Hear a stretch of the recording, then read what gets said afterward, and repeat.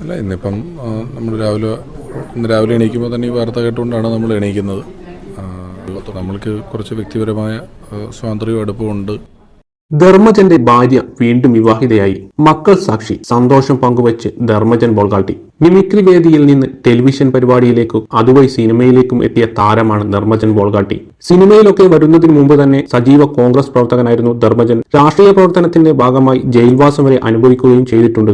ഇപ്പോൾ ഇന്ന് ധർമ്മജൻ സോഷ്യൽ മീഡിയയിൽ പങ്കുവച്ച ഒരു ഫോട്ടോയും അതിന് നൽകിയ അടിക്കുറിപ്പുമാണ് വൈറലായി മാറിയിരിക്കുന്നത്. ഭാര്യ അനുജക്കൊപ്പമുള്ള ഫോട്ടോയായിരുന്നു ധർമ്മജൻ പങ്കുവച്ചത്.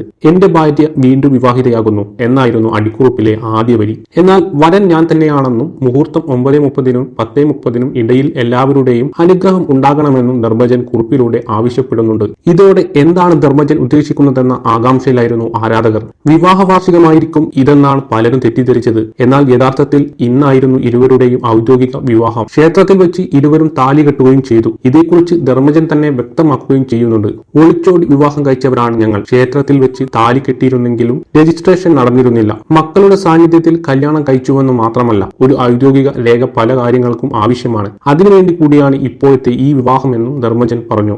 മക്കളൊക്കെ വലിയ സന്തോഷത്തിലാണ്.